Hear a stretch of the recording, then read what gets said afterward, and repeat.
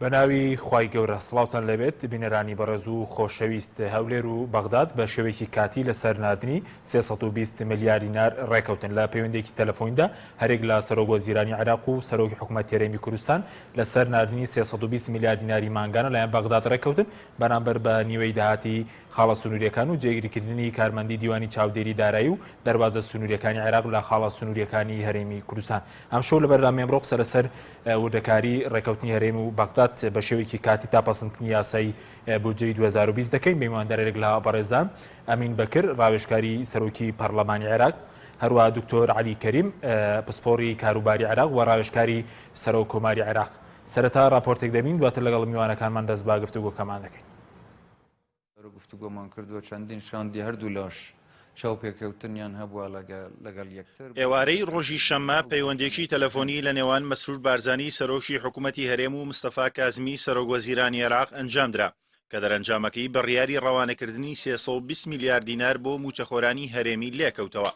لەبارەی ناوەڕۆکی پەیوەندە تەلەفۆنیەکەوە سەرۆکایەتی ئەنجومەنی وەزیرانی حکوومەت ڕایگەیاندووە کازمی و مەسرور بارزانی لەسەر چارەسەری کێشەکان ڕێکەوتون. هەرزوو پەیوەندیە تەلەفۆنیەکەی نێوان کازمی و مەسرور بارزانی لەلایەن میدیاکانی پارتیەوە وەک دەستکەوتێکی گەورە بۆ چارەسەرکردنی کێشەی موچەخۆرانی هەرێم لێک درایەوە. ئەوەش جۆرێک نیگەرانی لای بەرپرسانی یەکێتی و بە دیاریکراوی قوبات تاڵەبانی جێگری سەرۆکی حکوومەت دروست کرد. نیگەرانەکانی یەکێتی لەوەوە سەرچاوەیگر کە ڕاگەیاندراوی فەرمی حکوومەتی هەرێم والی دەخوێنرێتەوە تەواوی ڕێکەوتنی هەرێم و بەغدا بەو پەیوەندیە تەلەفۆنیەی نێوان کازمی و مەسرور بارزانی ئەنجام درابێت. لە کاتێکدا شاندی حکوومەتی هەرێم لە کابینەی نوێندا بە سەرۆکایەتی قوبات تاڵەبانی جێگری سەرۆکی حکوومەت 12 جار دانیشتن و سەردانی بۆ بەغدا لەسەر کێشەکانی هەرێم هەبووە. بەپێی ئەو زانیاریانەی کە لە میدیاکانی نزیک لە پارتی و یەکێتیەوە دزیان پێکردووە، پەیوەندیە تەلەفۆنیەکەی کازمی و مەسرور بارزانی بە نێوەندگیری بەرهەم ساڵە سەرۆک کۆماری عێراق لە ڕێگەی فواد حوسێن وەزیری دەرەوەوە ئەنجام درراوە. لە پەیوەندیەکەدا کازمی نیگەرانی خۆی لەسەر ڕاگەیاندراوەکانی حکوومەت لەبارەی تاوانبار نیشاندانی کابینەکەی لە چارەسەر نەکردنی بەشەبوجەی هەرێم بە مەسرور بارزانی وتووە.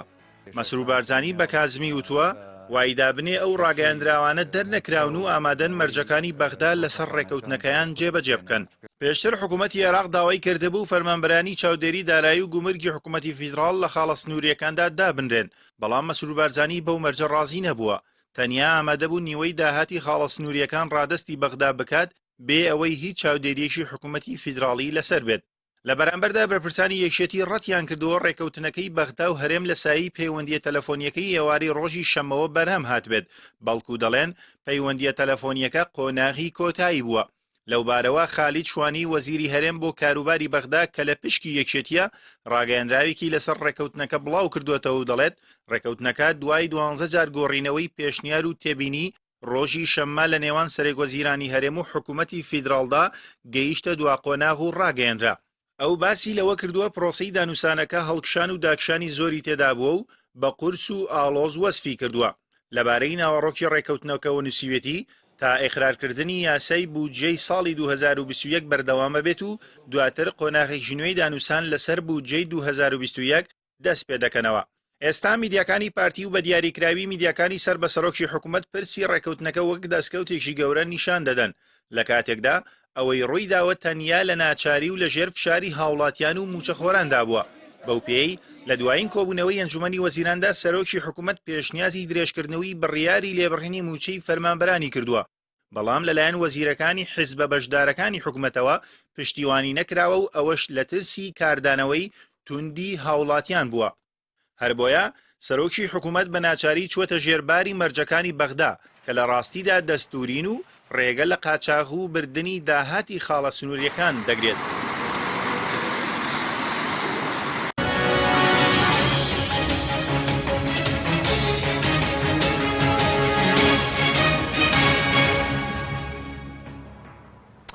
جارێکتر سڵاوتان لەبێت بینەرانی بەڕێز، سوپاس بۆ میوانەکانمان. دکتۆر عەلی بەخێر بێنگە سەرتا لە بەڕێستانەوە دەست پێ بکەین بە دیاریکراوی بەڕێستان وەکو شارەزایەکی کاروباری عێراق وەکو هەم ڕاوێژکاری سەرۆکۆماریشی بەڕێزت، ینی وردەکاری ڕێکەوتنەکە چۆنەوە کێ ڕۆڵی سەرەکی بینید لە ئەو ڕێکەوتنەی کە بەرهەماتەوە کەوا بڕیارە مانگانە 320 میلیارد دینار بۆ هەرێم بنێردرێت؟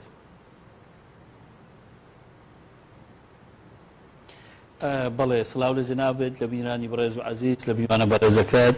لە ڕاستیدا ئەم ڕێکەوتنە بەرهەمی گفتوگۆیەکی فراوان و دوور و درێژی نێوان هەرێم و بەغدایە و لە حەقیقەتیشدا بە پێی مەبدەئە یابانیەکەوەی پێی دەگوترێ وین بای وین یعنی براوە بەرامبەر براوە دەکرێت بڵێن جۆرێکە لە بە یەکگەیشتنێکی هاوسەنگانەی بەرژەوەندەکانی هەولێر و بەغدا کە هەردوو لە هەست بە براوەی دەکەن لە حقیقەتدا بۆ هەرێمی کوردستان نەوعاً ما دەرفەت و دەرچە و دەستکەوتێکە بەوەی کە بتوانێت ئەگەر بە تەواویش نەبێ بەڵام موچەی فەرمانبەرانی پێداویم کە بۆ بەغداش بە کازمی دوو خاڵی زۆر گرنگی بەدیهێنا کە یەکەم جیاواز لە حکومەتەکانی پێشخۆی هەندێک مەرجی خۆی بەسەر هەرێمدا فەرز کرد کە بۆ یەکەم جارە لە دوای 2003 هیچ حکومەتێکی عێراقی بتوانێت ئەو مەرجانە بەسەر هەرێمدا بسەپێنێ کە چاودێری گۆمەرجی و خاڵە سنووریەکان بکە لە هەمان کاتیشدا ئەو بەڵێن و بڕیاری کازمی داوی کە خاڵە سنووریەکان لە سەرتاسەری عێراق دەخاتە ژێر کۆنتڕۆلی حکومەتی ناوەندی و دەستور لەو ڕوانگەوە پیادە دەکات بۆیە بۆ هەردوو بڵا ئەو کۆبڵەی دەستکەوت و نرخاندنە چێ ڕۆڵی بینیوەەوە تا ئەطرافی جۆرا و جۆر بە سپاسەوە ڕۆلیان بینیوە ڕۆلی سەرۆکۆمار لەو بابەتە ڕوونە ئەم بەهۆی پەیوەندیەکانی لەگەڵ بەڕێز کازمی و هەم لەگەڵ هەرێمی کوردستانیش و ڕۆلی وەفدی دانوستانکاریش هەر مهمە و جێی تەقدیرەکە ماوەیەکی زۆرە خەریکی و بابەتەن هەر وەک چۆن یعنی ئەمە بابەتێکی شەخسی و حیزبی نییە یعنی با بڵێن ئەوەشمان بۆ نەچێ یعنی ئەو دەستکەوتێکی ئەوەندە گەورە دێ بڵێن هەموو مافەکانی خەڵکی کوردستان دراوە ئەوە زۆر کەمترە لە شایستە داراییەکان و مافە داراییەکانی خەڵکی کوردستان ناڵم هەموو مافەکانی گەلی کوردستان مافە سیاسی ئابووری کۆڵ نا تەنها لە مافە ئابووریەکان و شایستە داراییەکانی کوردستان زۆر کەمترە هەر مقارنەیەکی زۆر بەسیط ئەفۆن کات زۆر نەبم بەڵام ئەگەر مقارنە بکەین لە بینی حکومەتەکەی بەڕێز عادل عەبدولمەهدی و لەگەڵم حکومەتەدا عادل عەبدولمەهدی بەبێ ئەوەی نیوەی داهاتی خاڵە گومەرجی و سنووریەکانیش ببا لەگەڵ ئەوەی کە هیچ نەوتیشی پێ بدرێ تقریبا 453 ملیارد دیناری دینار ئەم حکوومەتەی ئێستا 320 ملیارد دەنێرێ لە بەرامبەریشدا نیوەی داهاتەکە دەبا و ئەوەشمان بیر نەچێ خۆشی مراقب دەنێرێ ئەگەر چی ڕێکەوتنی تەواو نەکراوە لەسەر ئەوەی کە فعلا ئالەتی مراقبەکە چۆنە و چێن دەبن بە مراقب و چەند دەمێننەوە و چەندە سەڵاتیان هەیە لە سنوورەکان تەحەکوم بە با بڵین هاتون و دەرچوونی کەلوپەل و یعنی سیاسەتی حدودی و گومرجیەوە بکەن بەڵام بەگشتی ئەوەی کە دەبینرێ ئەوەیە کە بۆ هەرێم و بۆ بەغداش دەرفەتێکی گرنگە ئەوەشمان بیر نەچێ ڕەنگە سەردانەکانی کازمیش بەشێکی پەیوەندی بەوە هەبێ چونکە ئەو خاڵێک کە لە مدیا بەداخەوە باز نەکراوە یعنی خاڵێکی گرنگ ئەویش ئەمریکیەکانیش ڕۆڵێکیان هەبوو لە پشتەوەکە هانی کازمیان داوە بەوەی بگاتە ڕێکەوتنێک بە شێوەگەشێوەکان چارەسەرێکی مامناوەندی بۆ فەرمانبەرانی هەرێم و کێشە ئەساسیەکان لەگەڵ هەرێمدا بکات لە هەموو حاڵەتێکدا ئەمە هەنگاوێکی گرنگ و پۆزتیڤە هیواداری ببێتە سەرەتای ڕێکەوتنێکی فراوانتر لە بینی هەرێم و بەغدا باشە دکتۆر عەلی زەمانەتی جێبەجێکردنی هەیە ئەم ڕێکەوتنە یاخود هیچ لایەنێک لایەنی سێم هەیە لە جێبەجێکردنی ڕێکەوتنەکە یاخود تەنها ڕێکەوتنێکی زارەکی و کاتی ئەم ڕێکەوتنە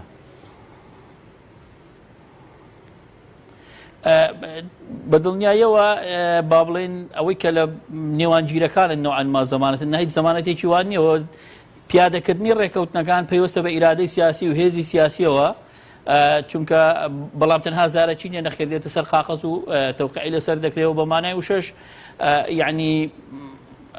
با بڵێن ئەوەی کە دەتوانێت بەردەوامێتی بە پیادەکردنی ئەوە بدا قووەتی هەرێمی کوردستان و دۆخی بەغداشە هەردووچی بەیەکەوە یعنی مەوزوعەکەرەوە نییە وەکو بڵێ لایەنێک دەیەوێت هەموو مافەکانی لەو بابەتە بێنێتە دی واتە زەمانەتێکی تەواو نیە بە 100% جێبەجێ بکرێت بەڵام تەسەوری ئەوە دەکەم خواستی هەردووگلا هەیە چۆکتم هەردووگلا پیان وایە سەرکەوتون لە پرۆسەکەدا بۆ ئەوەی پیادەیکەن لانی کەم تا دەگاتە سەری ساڵ و بابەتی میزانی ساڵی 2021 دێتە گۆڕێ چونکە ئەساسەن ئەمە شتێکی موقەتە بۆ ئەوەی دەرفەتێک بێ گفتوگۆیەکی دوور و درێژ و فراوانتر بێتە ئارا دوایی کە ڕێکەوتنێکی هەمەلایەنە و فراوانتر بۆ ساڵی داهاتوو بکرێت باشە بەس بڵین ئەوە یەک لە کراوەتەوە تاپەسندکردنی بودجەی 2021 کە بەپێی پەیڕاوی ناوخۆی ئەنجومەنی نوێنەرانی عێراق دەبێت تا مانگی بڵین سەرەتای مانگی یەکی ساڵی داهاتوو پەسەند بکرێت 320 میلیارەکە بنێدرێت بە بەردەوامی مانگانە ئەوە یەک لا کراوەتەوە لە بەرامبەر نیوەی داهاتی خاڵە سنووریەکانی هەرێمی کوردستان بە بڕوای من یعنی هەموو شتەکان 100% نەبڕاونەتەوە و ئەمدە من ئاگادارم بەڵکو ڕێکەوتنەکە وا کراوە کە بەرامبەر ئەم بڕەپارەیە بە مراقبەی حکوومەتی عێراقی کە مراقبەی هەوێ لە حدود و نیوەی داهاتەکەی بۆ بڕوا بەڵام بۆ چەند مانگێکە وەکو بڕیادراوە لەوانەیە تا مانجی 12 بڕوە یان تا سەری ساڵ ئەگەر میزانی و کاتە قبول بکرێت تەبعەن وەفدی هەرێم دەبچێتەوە بەغدا و دەست بە گفتوگۆیەکی دیکە بکە بۆ ئەوەی لە میزانی ساڵی داهاتوودا پشکی هەرێمی کوردستان اتفاقێکی کەی لەسەر بکرێت چۆ جەنابتان دەزانن یاسای میزانیە لە هەموو وڵاتێکدا کە ساڵانە دەردەچێتێکە لە یاسا گرنگەکان چکە ڕسمی سیاسەتی ئابووری وڵاتەکە دەکا و بۆ وڵاتێکی فیدرالیش تەبعەن کێشەی بینی هەرێم و مەرکەزەکان عادەتەن دروست دەبێت بۆیە ئەوەی کە کراوە لەناو ئەوەی ئێستادا بۆ چەند مانگێکە بەدڵنیاییەوە هەنگاوی قورستر لە بەردەمی گفتوگۆکاندایە کە ڕەنگە سەری ساڵ جارشتر دەست پێ بکاتەوە وەکو بیستومە عادەتەن تا مانجی 12ەیە. بەڵێ بەڵێ ئەی سەبارەت بە ئالێتی چاودێری خاڵە سنووریەکان بۆ هەرێم زیانی نییە ئەم چاودێریکردنە کە عێراق بێتە ڕێندیوانی چاودێری دارایی یاخود لە بەرژەوەندی هاوڵاتیان هەرێمە.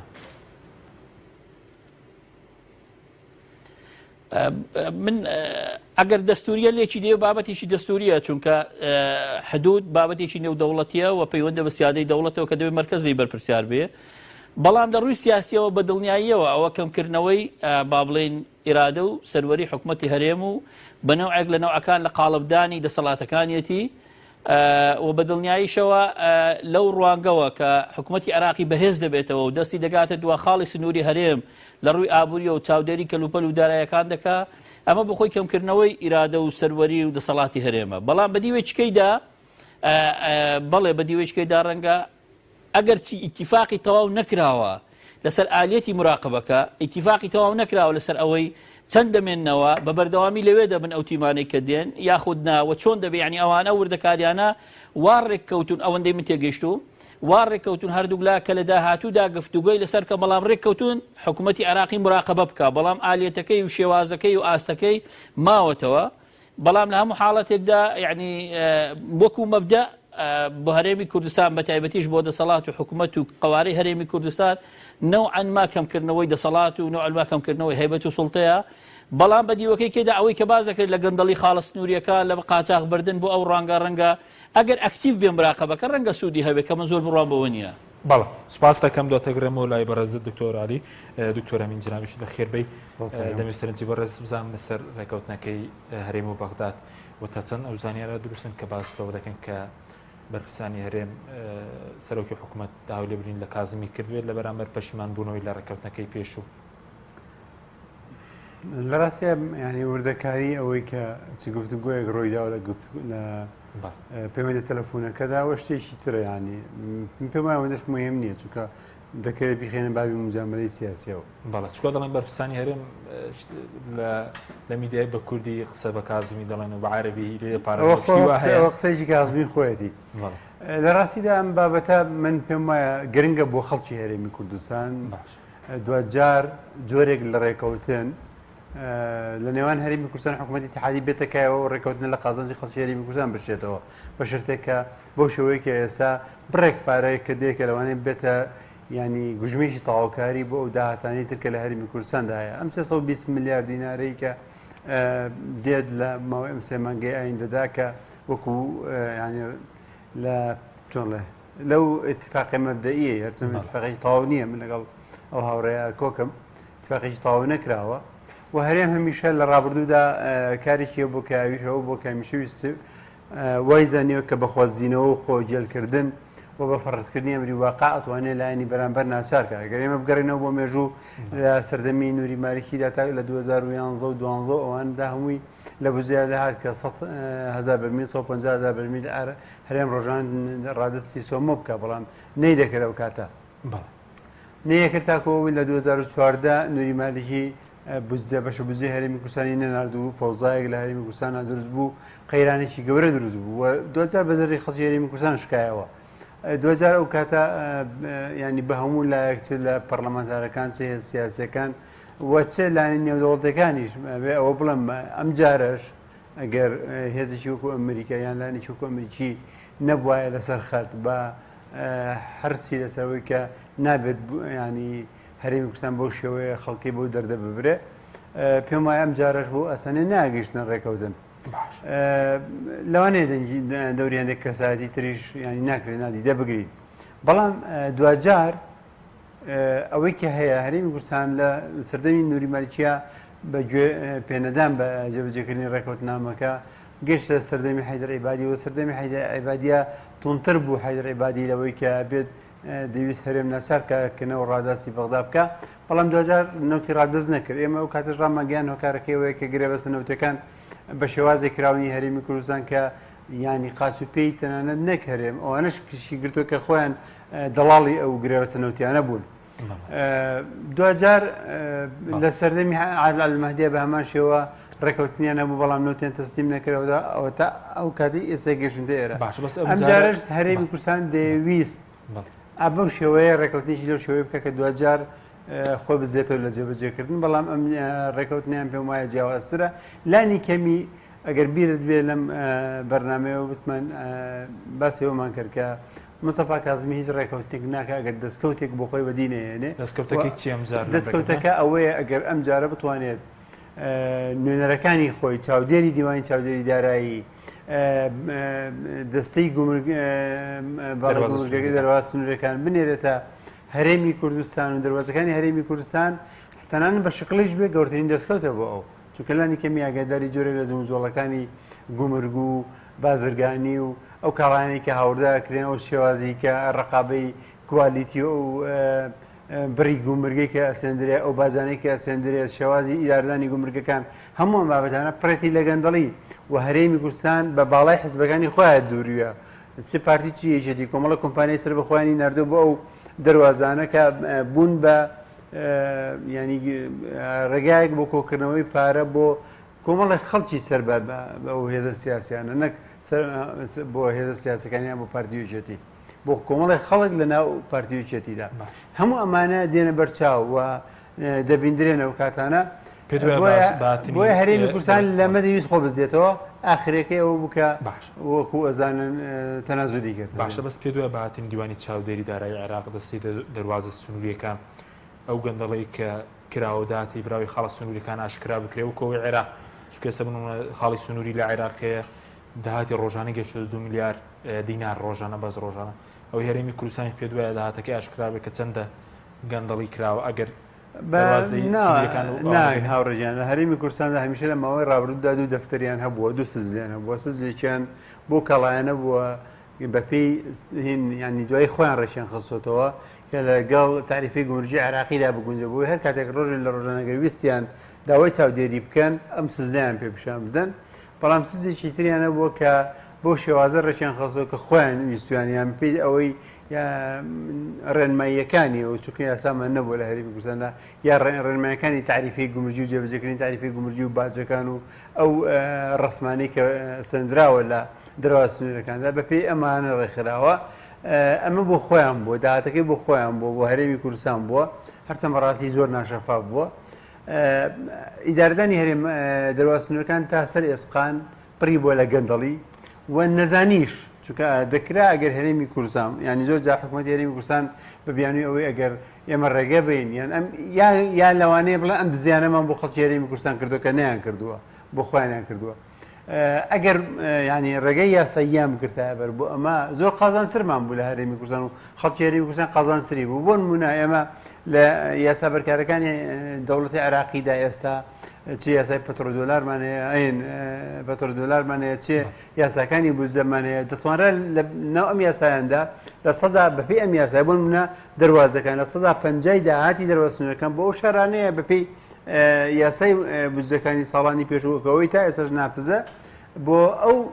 شارانەیە کە دەواازەکەی تەیەکەوێت کاتێک تۆ لە سای 50 ئەمەت هەبێ ئەمە استحقاقەکە تێکەڵ بە بوزەی گشتی نابێ تۆ ئەمەت هەیە بۆچی دێیت ڕێکاری کرد دەگریتە بەر یاخود ناشەفافیەکەی لە دەرواز سنوورەکاندا ئەمە هەڵەکانی هەرێمی کوردستان بۆ لە ماوەی ڕابردوودا لە ئیدارەدانی مەلەفی دەرواز سنوورەکان دەکرا بە شێوازی جۆرا و جۆر بە شەفافیت هەموو ئەو ڕسمە گومرجیانە بەیاناتی ئەو داهاتانێکی لە هەرێمی کوردستان و لە گومرگەکان وەرجێ بدرێتەوە بەغا هەستی بەوە کرد کە جۆرێک لە ڕقابەیە یا جۆرێک لە علمی هەیە بەوەی کە لە دەواازەکانی هەرێمی کوردستان ڕۆ دواتر قسە سەرەوە دەکەین بەپێی دەستور وە پیاسە ئیدارەی مالی چۆن دەواازە سنووریەکانی دارە دەدرێن دەکرم وڵای بەڕز دکتۆر علی بگەڕم وڵای بەڕزت سەبارەت بە کاردانەوەی بڵین لایەنە عێراقیەکان و میدیای عێراقی چۆنە بۆ ڕێککەوتنی بڵین کازمی و سەرۆکی حکوومەت یاریێمی کوردستان. بڵێ بە دڵنیاییەوە کازمی لە ماوەی ڕابردوودا لەژێر فشارێکی زۆری هێزە عێراقیەکان بوو کە ڕازی نەبوون بەبێ هیچ مەرجێکیان بێ بەرامبەر پارە بۆ هەرێمی کوردستان بنێردرێ چونکە عێراق هەمومان لە بەرچاومانە خۆشی ئەزمەیەکی مالی گەورەی هەیە. بەڵام وەک بە دڵنیاییشەوە کازمیش مراعاتی ئەوە دەکات چونکە دوجار ئەو لە عێراق سەرۆک حکوومەتەوە پێویستی بۆ هێزە سیاسیانە و شەقامی عێراقیشە. بەڵام ئەو ڕێکەوتنە بەو مەرجەی کە جۆرێک لە فەرزی هەیمەنێتی دەوڵەتی عێراقی بەسەر سنوورەکان بە هەرێمی کوردستانی شەوە بکە تەرویج زۆر بۆ ئەوە دەکرێەوە لەسەر ئەوە وەکو حاڵەتێکی ئیجابی سیر کراوە. تا ئێستا ئەوانەی کە مەواقیفە سیاسیەکانیشان هاندانن بۆ ئەو بابەتە. بەڵام وەکو عەرزم کردی و جەنابی کاگەمینی ژاماژەی پێدا یعنی نەگەیشتۆتە خاڵی کۆتایی لەسەر هەموو شتێک ڕێککەوتبن لەسەر شێوازی مراقەبەکە و ئالێتی پیادەکردنی ئەوانە. بەڵام تا ئێستا ڕێیەکان پۆزیتیڤن و هاندانێکی بەوەی کە هەرێم و بەغدا کێشەکانیان بە تەواوی چارەسەرکان بە تایبەتی لە ناو هێزە سیاسیەکانی عێراق زۆر تەرکیز لەسەر ئەو بابەتە دەکرێت و دوو هێڵی لە ژێر دەدەن کە باسی دەکەن سەروەری عێراق و یەکپارچەی عێراق بپارێزرێ کە ئەو هەنگاوی کازمی بەو ئاڕاستەیە هەنگاوێکی پۆزیتیڤ بینراوە لای ئەوان ئەگەر چی ڕەنگە بۆ هەرێمی کوردستان گۆشەنیگایەکی دیکە لێ بخوێنرێتەوە. باشە بەس دکتۆر ئەو میکانیزمەی پێدوایە بۆ خەڵە سنووریەکانی هەرێم تەنها کارمەندی مەدەنی دەبن ئاراستەکان یاخود بڵین کارمەندی بڵین سەرباز و ئەوش لە خاڵە سنووریەکانی هەرێم ئیدارەی خاڵە سنووریەکانی هەرێم بدات. ئەوە ڕێکەوتنی لەسەر نەکراوە ئەوە نەچونێتە تەفاسیلەوە تا ئێستا. بەڵام ڕێکەوتنەکە وەکو مەبدە لەسەر ئەوە کراوەکە بەغدا نیوەی داهاتی خاڵە سنووری و گومرجەکان دەبا لە بەرامبەردا مراقەبەی دەبێ. ئیتر ئالێتی ئەو مراقەبە چۆنە ئەوە بەڕاستی ڕەنگە ئەوەش دوایە تەفاسیلانش کێشە دروستکە. بەڵام وەکو مەبدە ڕێکەوتن لەسەر ئەوە کراوە کە مراقەبەی بەغدا هەبێ لەسەری. باشە بەزنا ئەوەی تر تەفاسیلەکانی ماوە کە ڕەنگەوە دوجار گفتوگۆی تەکنیکی بێ و لایەن تەکنیکان بێن. بەڵێ وەکو بەیاخی خاڵە سنووریەکان بەیاخی چی ئەگەر بۆ نمونە بۆ مستەفا کازمی بۆ حکوومەتی عێراق گەر لە خاڵە سنووریەکانی هەرێمی کوردستانیش بوونی هەبێ بەیاخکە تەنها پەیوەندی بە ئابووریە یاخود گرنگی خاڵە سنووریەکان لە هەر وڵاتێکە چییە؟ نە بە دڵنیاییەوە بابەتەکە بۆ هەرێمی کوردستان بزات تەبعەن لە هەر وڵاتێکدا ئەو بابەتە چەند ڕەهەندێکیە ڕەهەندێکی ئابووریە ڕەهەندێکی سیادەیە ڕەهەندێکی ئەمنە ڕەهەندێکی سیاست و بارودۆخی سیاسی و خوێندنەوەی ڕای شەقام و ڕای گشتیە. وەکو عەرزم کردی لە عێراقدا ئێستا ئەو ڕەیەکی زاڵە کە سەروەری عێراق و پاراستنی یەکپارچەی عێراق و بەتایبەتی لە دوای جەنگی داعشەوە ئەو خیتابێکی زاڵە کە هەوڵی دروستکردنەوەی دەوڵەتێکی سنترال دەدرێ و باز لەوە دەکرێنەوە ئەنما حکوومەتێکی مرکزی بەهێز دروست بێ سەرۆکێکی بەهێز دروست بێ خۆی فەرزکا بەسەر هەموواندا قانون فەرزکا بەسەر هەموواندا بەسەر میلیشیاکاندا بەسەر هەرێمدا بەسەر کوێدا یعنی ئەو خیتابێکی زاڵە لەو ڕوانگەیەوە بوعدێکی سیاسی هەیە. بەڵێ بوعدێکی ئابووریشی هەیە ڕەنگە بە دڵنیاییەوە یعنی ئەوەی کە ئەو نیوەی داهاتیان دەوێتەوە ئەوەشی هەیە ئەوەشمان لەبەرچاوە یعنی لە شوێنەکانی دیکەی عێراق کاتێک نەوعەنما هێزێکی حکوومەتی کۆنتترۆلی دەواازە سنووریەکان دەکات لەسەر داهاتەکان زۆر زیادی کردەوە وەکو جەنابی شتاماژت پێداوە زۆریش لە مدیا باز دەکرێت. بێجگە لەوەش خاڵێک کە پێشووتری ژاماژم پێدا بۆ کازمی فعلەن دەستکەوتە بۆ پاراستنی سەروەری عێراق و بەهێزکردنەوەی یەکگرتووی عێراق و ئەوانە کە با بڵێن نەوعەنما سیادەی عێراق دێتەوە ئاخر حدودی خۆی یعنی لە ماوەی 29 ساڵی ڕابردوو هیچ فەرمانبەر و دەسەڵاتێکی حکوومەتی عێراقی لەو سنوورانە نەبووە. ئێستا دەسەڵات و حکم و نوێنەرایەتی عێراق دێک لەو ناوچانە دەبێتەوە شەریکی حکوومەتی هەرێم و سیاسەتی عێراقی پیادە دەکات. ئەوە بۆ خۆی قسەکەی یعنی ئەمە بۆ خۆی بۆ کازمی دەستکەوتێکی گەورەیە ئەگەر بۆ انتخابات بەکاری بێنێ هەر گەورەیە بۆ ڕێی ئێستا گەورەیە. ئەمە جگە لەوەش کە لای ئەمریکایەکانی نوعەنما تەفاهمێکەوەی هەیە کە حکوومەتی ناوەندی بتوانێت خۆی فەرزکا بۆی هەیبەتی دەوڵەت بژێڕێتەوە و ئەوی پێی دەگوترێ فەلەتانی ئەمنی بەرامبەر میلیشیاکان و هێز لە یاسا دەرچۆکان بە قووەت خۆی پیشاندا ئەوەش یعنی ئەو بەعدەشی هەیە. بۆیە ڕاندەکە سیاسیە ئابووریە ڕادێکی ئەمنیە ڕادی سەروەری عێراق و هەتا کۆتایی. باشە بەس دکتۆر ڕەنگە خەڵک پرسیار بکە بۆچی ئەمریکا پشگیری کازمی بکە کە دەسەڵاتەکانی فەرز بکە بەسەر دەواازە سنووریەکان بڵین جگە لە عێراق لە هەرێمی کوردستانیش بەرژەوەندێکی ئەمریکای تێدا مەسەر لە هەرێم مەبەستم زیاتر ئەگەر پشگیریام بۆچی پشگیریە ماراسی دەکات؟ بە دڵنیایەوە یعنی ئەومان بیر نەچێ جاری پێشتروشتیش باسم کرد سەودەکەم لەو کەناڵی ئێوەش باسیۆم کرد بێ ئەو هاوکێشەی لە عێراق بوو لاسەنگ ببوو لە بەرژەوەندەی ئەمریکا نەبوو بە تایبەتی لە دوای کشانەوەی هێزەکانی ئەمریکاوە ئەوەمان بیر نەچێەوە بە تایبەتی تریش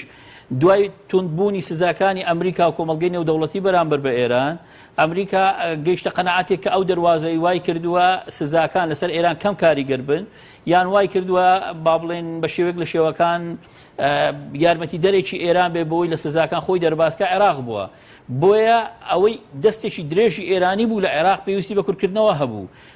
بە ئاسانترین ئالێتیش وە کاریگەرترین ئالێتیش حکوومەتێکی بەهێزی نیشتیمانی بوو لە عێراق یان حکوومەتێک بوون و ئەنوا دوور بێ لە ئێران یان لانی کە بۆ هاوسەنجە ڕاست کاتەوە بۆی ئەمریکایەکانیشان لەسەر ئەوە کردوویشی لەسەر ئەوە دەکەن کە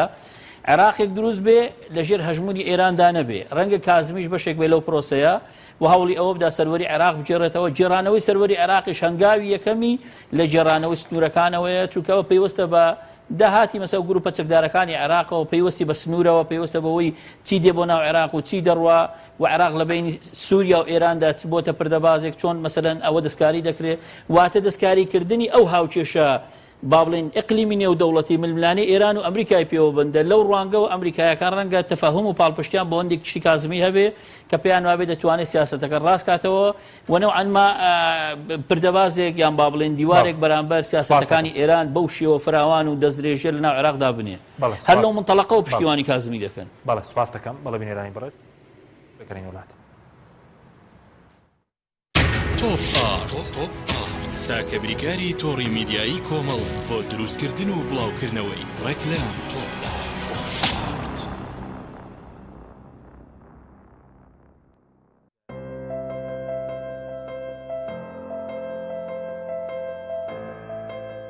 چونکە شیر لە ژیانی هەموماندا گرنگی خۆی هەیە من باشترین شیرم بۆ خێزانەکەم هەڵبژاردووە هەموو کات شیری ئاڵتونسا بە منداڵەکانم دەدام بۆ ئەوەی مێشتێکی چالاک و داهێنەرانی هەبێت من بە شیری ئاڵتونسا کێک و شیرینی دروست دەکەم شیری ئاڵتونسا ڕۆڵێکی گرنگی لە خێزانی ئێمەدا هەیە 100% سروشتی تامێکی نایە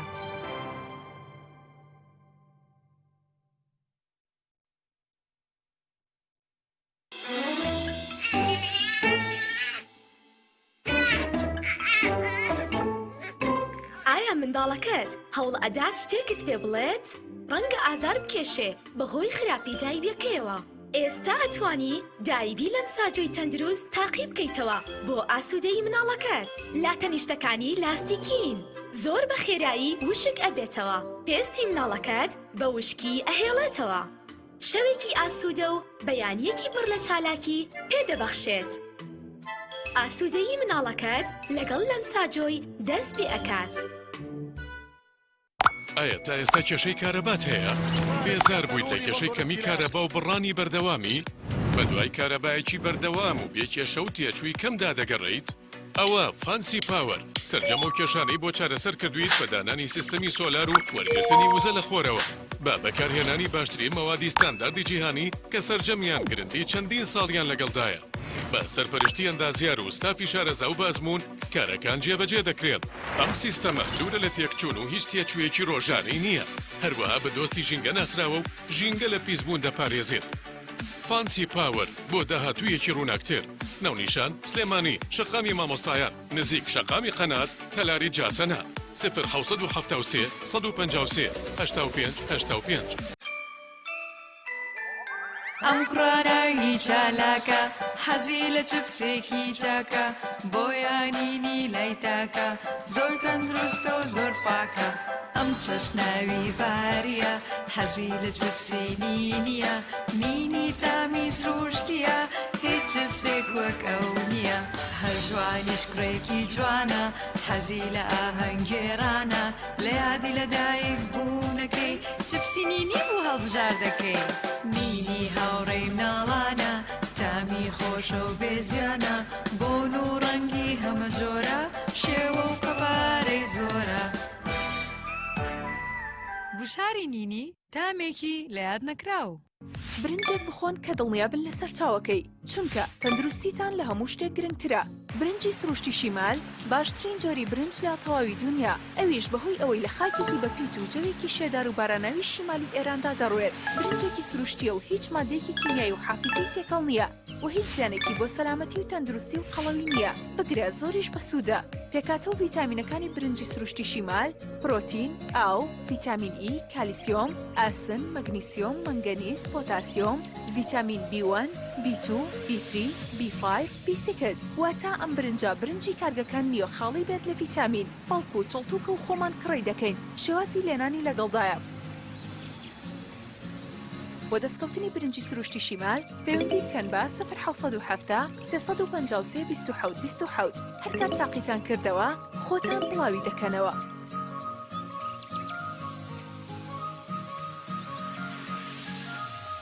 تۆپ ئارت تاکە بریکاری تۆڕی میدیایی کۆمەڵ بۆ دروستکردن و بڵاوکردنەوەی ڕێکلام تۆپ.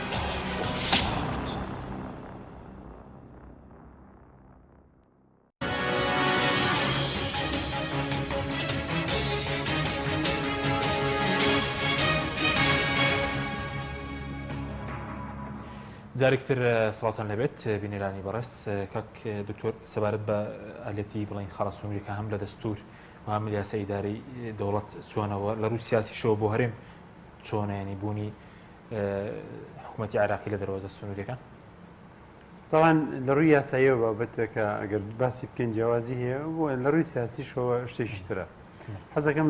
لە پێشەوە لە ڕووی سیاسیەوە باسی ئەوە بکەم کە لە ماوەی ڕابردوودا هەرێمی کوردستان وەکو باسم کرد ینی هەرگیز بیری لەوە نەکردێتەوە مل بداوی سوێدی فەرزی ئەمری واقعبکەوە فەرزی ئێرادەی خۆی بکە بەسەر لایەنی عراقیدا بە حکمی ئەو کاتێ بەشێک لە هێزەکان ڕۆڵیان هەبوو لە پێکێنانی حکوومەت و حکوومەتەکانی عراقیداوە زۆرێک لایەنە سیاسی کوردەکانیش بەداخەوە هەمیشە ملکەتی پارتی بوون یا بە جۆرەکان لەژێر چەتری پارتیە سیاسەتیان کردووە لەگەڵ بەغایە. ئەمە بەخۆی ئەوە بەشێک بۆ لەوە هەڵەیە کە هەمیشە پارتی بێز کردووە سیاسەکانی خۆی ڕنگدانەوەی هەبووە لەسەر کۆی هێزە سیاسی کوردەکان. بە شێوازە کار هێزی سیاسی ئەگەرجیا لە پارتی چوو بەگەڵ بەغدا گفتوگوی کردایە تەخوینیان نەکردو بە تاوانبار و بە خیانەتکار وەسفیان نەکرد لە کاتێکا کە خۆشی هەمیشە لە گفتوگۆدا بۆ بە دەستکەوتنی پۆستی حزبی و پژێخستنی دەستکەوتی گشتی بۆ کەسێکی ترەوە کرد بەدایان و خیانەتەوە بێگومان ئێساگەر لایەنەکانی دیکە لە حکوومەتا بوونایەوە ڕێگەیاندا حکوومەتی عراقی پاتای گومەکان من لەگەڵ ئەوەدام کە ئەبێت ینی دەسوور جێبەجێ بکرێت بۆ ئێمە مافەکانی خۆمان چوارچەوەی دەسووری عراقی ڕێ بخەین ئەوەی کە ئێمە پێمان وایە کە ئێستا هەرێمی کوردستان ینی وەکو دەوڵەت وایە ئەوە بەڕاستی تەنها یۆتۆپیایەکە هیچ حقیقەتی تیا نییە. ئەوەی ئێستا ئەوەیە کە ئێمە بووینەتە بەشێک لە چۆن لە زەویشی داگیرکراوە بەشێکمان لایەن تورکیاوە داگیرکراوە بەشێکمان هەژمونی ئێرانی لەسرە لەم لاوەپەکە وجودیە لەم لاوە نیوەی خاکی کوردستان بەدەست هێزەکانی عراقەوەیە. ئەمە هین نییە، ئەمە هیچ حونەرێک و جوانێکی و سربەخۆیکی تیان نییە. بۆیە وا باشتر بوو هەر لە زۆوە کە ئێمە ئەوەشمان وتووە پەیوەندەکانمان لەگەڵ بەغا لەسەر بنەمای دەسوور ڕێک بخستایە مافەکانی خۆمان بە زۆر خەریکی ئەوەندەی کە خەریکی عقدی لا بەلا وەکو خۆدۆڕاندن بە تورکیا بووین کە بە ڕێکەوتنێکی 50 ساڵە خەریکی گفتوگۆکردن بووینە لەگەڵ بەغدا بۆ دەستخستنی مافە دەسوورەکانمان بۆ جێبەجێکردنی مادەی 140 بۆ وەرگرتنی استحقاقاتی خەڵکی هەرێمی کوردستان بۆ چارەسەرکردنی مەلەفە هەڵپەسێراوەکانی نەوت و زۆر بابەتی دیکەی کە هەیە. ئەوەی کە ئێستا ینی هۆکار بووە بەشێک لەو هۆکارانەی کەەوە هۆکار بوو لایەنی هەرێمی کوردستان مرە بدا بە عێراق بریتی نییە لە خەمخۆری بۆ خەڵکی کوردستان. ئەگەر خەمخۆری بە خەڵکی کوردستان خۆ هەمومان نەزانانی ئێمە لە 2014 چیان بە خەڵکی کوردستان کرد بە نیوە موچە هێنایان تاکو کۆتاییەکان یعنی ئەگەر عێراق بڕێکپارەی بناردای خۆشیان هەندێکیان لە نەوتەکە کە لێ زیاد بووەدا بە خەڵک و بە نیوە موچە ئەیان هێنا هەتاکو 2018 هێنایان. بە 2010 سەردەمی عادڵمەدیەوە شوێ تۆزە گۆڕا دۆخەکە ئەن لە کۆتاییەکانی 2010ەوە تۆزە دۆخەکە گۆڕا بۆ جەهات بۆ هەرێمی کوردستان نسبەتەکە ئەمە ینی دەد ناشەرمەوە ئێستا بە کورتی بڵێن خۆیان تەسلیمی عێراق کردوتەوە. من ناتوانم وا بڵێم بە تعبیرێکی ترەوە توانم بڵێم ئەوشەوەی ئەمان ناچار کران چونکە هەملانی نێودوڵەتەکان ینی بەڕاستی ئەمریکاوانە تاکەی ئەمریکا پۆلیسی پاراستنی تۆ بوو پاراستنی بەرژەوەندەکانت بێ ئەبێ کارەکانی خۆت ڕێک بخەیت و یەکیتر لەەوە کارەکانەوەی کە ئەم حکوومەتێکی لە عێراقا هەیە پشگیری ئەمریکی هەیە پشگیری بەشێک لەنە هێزە نێودوڵەتەکانی هەیە کە زیاتر بسەر بۆ محوەری ئەمریکین ئەمانە جۆرێک لە جۆرەکانی هێزەکانی هەرێمی کوردستانیش خۆیان ینی نزیک لەو پیشاندن لانی کەمی بەشێکیان کەواتە لێرەوە ئەوێ ئەو قەزەیە چارەسەر بکرێت ئەوە چارەسەر کرا و بەشێک لەم هێزە نێودوڵەتانە تەواو بێزار بوون و وەڕز بوون لە کڕوزانەوەی ئەم شێوازی ئیدارەدانێکە لە خۆیاندا دیکتاتۆرن لە هەرێمی کوردستاندا دیکتاتۆریەت بەکاردێنن لە هەرێمی کوردستاندا پرەتی گەندەڵی بەکاردێنن سەروەت و سامانی ئەم خەڵکە بەی خۆیان نەزانن ئەم میلەتە بەی خۆیان زانن تەرەتێنی پێکەن و بە ئارزوی خۆیان سەر پێکەن لە هەمان کاتە داوا ئەکەن کە بەغاش بەشە بزە بنێرە و پاریان نییە ئاڵێن پارەمان نیە و بەشمان ناکە دوجار من لەگەڵەوەدام ینی نردنی بەشە بزەی هەرێمی کوردستان لە بەغداوە مافی خەڵکی کوردستانەوە ئەبێ حکوومەتی عێراقی بینێرە بەڵام ئەبێ ئەمانیش التیزام کەن مادام لەسەر ئەساسی دەستور ئێمە ئەڵێن ئەبێ ئەوان مافی خەڵکی هەرێمی کوردستان بنێرن لەسەر ئەساسی دەستوریش ئەبێ ئەمان پابند بن بە دەستوری عێراقیەوە بەپێی دەستوری عێراقی ئەمێ ئەوەی بۆ بڵم بەپێی دەستوری عێراقی بۆ نمونە ئیدارەدانی دەرواز سنوورەکە مادەی 14 لە زمانی سەلاحەتی مشتەرەک هاوبەشی هەرێمی کوردستاندا لە نێوان هەرێمی کوردستان حکومەتی اتحادیە باسیەکە کەواتە بێ بە هاوبەشی بەڕێوە ببرێ ئەمە هیچ عیبیتیانە من پێشتر وتومە ئەوە هەرێمی کوردستان هەر لە زووە چاودێریکردنی دەرواز سنوورەکەی لایەن دیوانی چاودێری دارایی عێراقی قبوڵ کردایە هەر لە لایەن دیوانی چاودێری دارایی عێراقی قبوڵی کردایە کە باجەکان و داهاتەکانی تری هەرێمی کوردستان چاودێری بکرێت چاودێریکردن چی لە مۆزوعەکە گۆڕەیەگە خۆت گەندەڵیتیانە بێ باش پێ قاچەقسەتی کۆتایی پێ بۆ نمونە هێلکە و ئێمە قاچاقچەتی دوو زۆری هەیە قاچاقچەتیەکە خەڵکی ئاسایی و قاچاقچیەکە قاچاقچەتیەکە دەسەڵاتێکە ئەوەی ئێستا لە هەرێمی کوردستانەکرێت لە ترۆپچی دەسەڵاتەکانی حیزبەکانی هەرێمی کوردستاندا ئەمان پشگیری و قاچاقچەتیەکەن ینی بە ئیزنی ئەوانەکرێەوە بۆ بەرژەوەنی ئەوان دەکرێت ئەم جۆرە قاچاقچەتی لە هەر شوێنێکا ناتوانێت بۆ وەسەندرێت چۆن هەتا ئەمان هێزیانە بێت ئەمان میلیشیانە بێ ئەو سنوورانەیە بۆ کۆنتترۆلکە هەر کاتێک ویستیان ینی دەواازەکانی گومرگ ناسن دەواازەکانی ئاسایش و ئەمنی و حرس حدود و ئەوانە ئەکەنەوە بۆ هێنانی کاڵاشمەک کەواتە ئەتوانن پێ بە هاتنی عێراقەمەکەم بێتەوە لەناو دەواازەکان سەیریکە من لەگەڵ ئەوەدا بە تەواوەتی ینی چاودێریکردنی تەواوەتیدا ینی هەموو و مجۆڵێکی بازرگانی لە نێوان هەرێمی کوردستان و دەرەوەیە عێراقی ژاگەدار بێت لەگەڵ ئەوەشدا من پێم وایە ئێستا سیاسەتی دارایی عێراقی و سیاسەتی گومرجی عێراقی تاگلایەنانە بڕێوە دەبرێت ئەمەیان هەڵەیە ئەبێ هەرێمی کوردستان داوای ئەوە بکە بەشدار بێت لە داڕشتنی سیاسەتی دارایی و سیاسەتی گومرجی عێراقی چونکە ئەمە سیاسەتێکی اتحادیە بەپێی مادەی 110 دەستور و ئیتحادیشی هەمووانە یعنی تەنایی بەغدانیە یا لایەن عەرەبیەکان دیکە حکومی سەردن هەرێمیش مافی بەشداریکردنی هەیە بۆ نمونە کاتی خۆی ئەگەر ئێمە خەریکی مۆزوعی ئەم برادران خەریکی یاری قماری ڕیفراندۆم نەبوونایە لە کاتی دەرکردنی یاسای دەرواز سنوورەکاندا ئەتوانرێ بە ئاسانی زەخت بکرێت کە بە شێوازێک بکە هەرێمی کوردستان وجودێکی بەرچاوی هەبێت لە داڕشتنی سیاسەتی گومرجی عێراقیدا بەڵام ئەم ئیهمالکردنەی چۆنێتی بەڕێوە چوونی بەغدا و دەرچوانی یاساکان بۆتە هۆی ئەوەیکی ئێستا بۆ من جێبەجێکردنی یاسای ینی یاسای دەرواز سنوورەکان یاسای ئیدارەی مالی هەموو ئەمانە هینن هەموو ئەمانە بە شێوازێکن کە خزمە بە مەرکەزی بوونی دەسەڵاتەکەن نەک خزمە بە فدرالی. سوپاس دەکەم دکتۆر عەلی بگەڕێم وڵای بەڕێزت سەبارەت بۆی کە باز دەکەم ڕێکەوتنە کاتیە تاوەکو پەسەندکردنی بودجەی 2020 کە ئەم جارە بڵێن لەم ڕێکەوتنە نەوتیش تێدا نییە پێ وایە تا 2021 دەسەڵاتدارانی هەرێم دەرفەتیان لەبەردەمدایە کە لەسەر نەوتیش بتوانن ڕێ بکەون چونکە ئەم جارە خۆ دەزانین ڕێکەوتنەکە بەس خاڵە سنووریەکانی تێدایە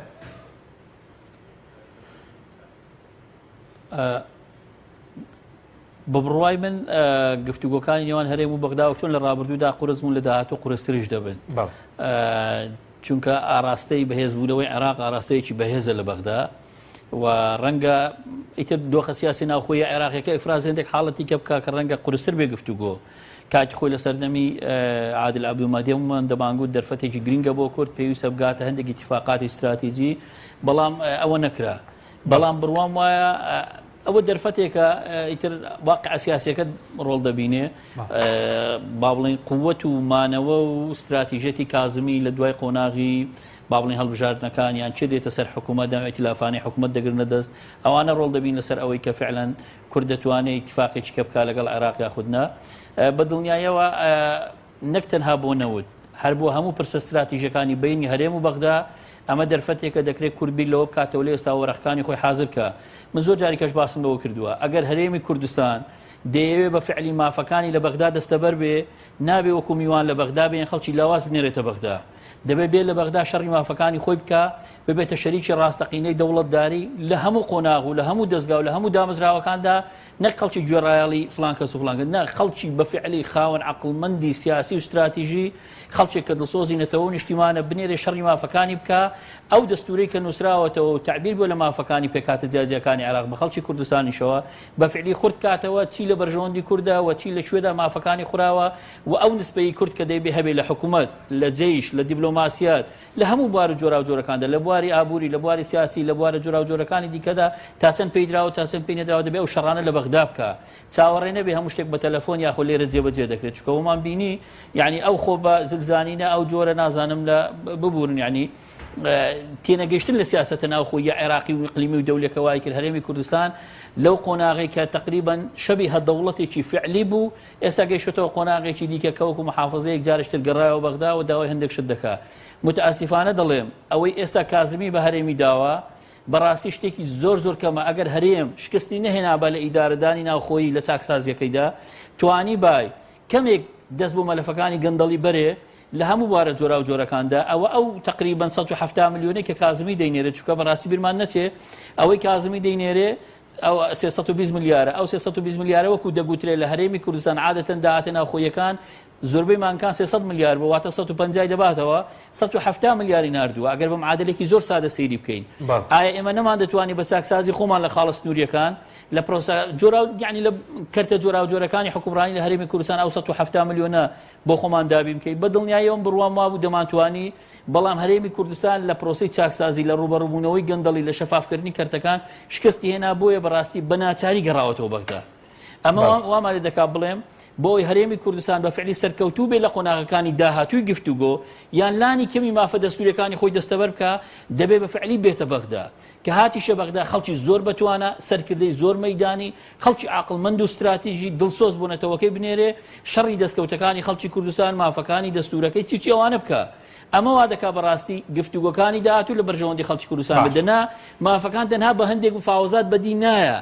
هەندێک وەفد لێرە بچێتە بەغدا و بێتەوە نەخێر ئەوانەی لە بەغدان نوێنەری خەڵکی کوردستانن بەڵام دەبێت بە فعلی لە ئاسی نوێنەرایەتی دابن ئەو پۆستانەی لە بەغدان دەبێت بۆ بەرژەوەندی خەڵکی کوردستان بەکاربێن ئەوەمان بیر نەچێت خەڵکی کوردستان یعنی کاتێک نوێنەرێک دەنێرە سەرۆک کۆمارە جێگری سەرۆک حکوومەتە جێگری سەرۆک پەرلەمانە پەرلەمانتارە و هەر کەسێکی دیکەیە بە فعلی دەبێت ئەو پەیامەی پێدا بنێرێ کە ئەوە نوێنەرایەتێکی بەردەوامی خەڵکی کوردستانە لەناو دەوڵەتدارێتی عێراقیدا ئەگەر بڕیارە عێراق دەوڵەتێکی فیدرالی بێ پێکاتەکان هەمویان بەشدار بن لە حکومڕانیدا کوردیش وەکو پێکهێنەرێکی سەرەکی و حکومڕانیە دەبێت ڕۆڵی هەبێ نەک تەنها ئەو داوای لە خەڵکی کە بکا مافی بدەن بەڵکو بۆ خۆی دەبێت مافەکانی خۆی دەستەبەر بکە یعنی گرفتە سەرچێکە لێرە ئێمە پێمان وابێ لە هەرێمی کوردستان خۆمان قەتیسکەین بە یەک دوو تەلەفۆن هەموو کێشەکان چارەسەر بن پێم وایە ئەوە سیاسەتێکی تەواوی بێ نەتیجەیە باشە زۆر بە کورتی وەکو دوا پرسیاریش هەندێک ناوەندە ڕۆژنامەوەنەکان باس لەوە دەکەن ئەم نردنەی پارە لەلایەن مستەفا کازمی و ڕێکەوتنی لەگەڵ هەرێم بۆ ڕێگە خۆشکردنە بۆ دروستکردنی لیست لە سەراستی عێراق لە سەراستی هەرێمیش شتێکی وا لە ئارەدایە بۆ هەڵبژاردننی داهات و لە هەرێمیش لیستی هەبێت بە کورتی بێ سوپاس دەکەم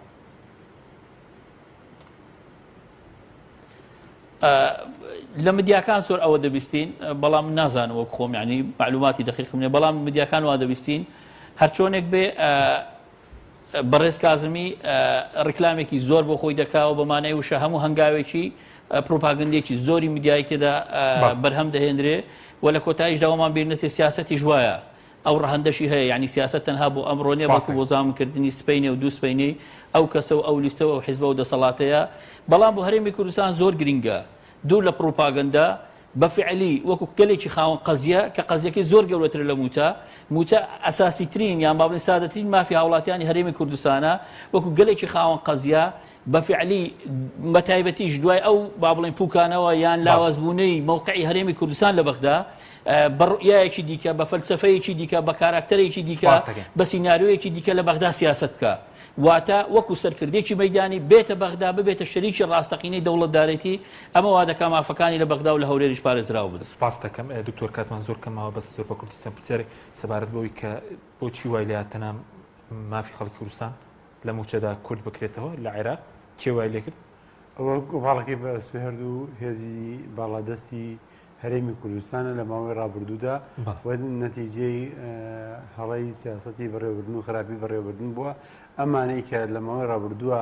هەرێمی کوردستانیان بەڕێوەبردووە گەورترین تاوانیان دەرحەق بە خەڵکی هەرێمی کوردستان کردووە و دەرحەق بە ئەزمموی خەڵکی کوردستان کردووە و دەرحەق بە مافەکانی خەڵکی کوردستان. ئێستا بڵێن گەندەڵی وای کرد کە ئەو سازشە بۆ بەغدا بکەن سەیریکە جۆرێک ئێمە گەندەڵی بەمانە ینی بەمانای دزینی پارە نایەبێتەوە بەڵکو بەشێک لە گەندەڵی برتی بە لە گەندەڵی سیاسی دەست بە سەرگرتنی ئیرادەی سیاسی هەرێمی کوردستان و ڕێگەنەدان بە دموکراتەتی حەقیقی و شێوازی مامەڵەکردن تاگڕەوی لە بڕیاری سیاسی و فەرزکردنی بەرژەوەندەکانی حزبێک بە حزبیکردنی حکومت بوو ینی کێشەکە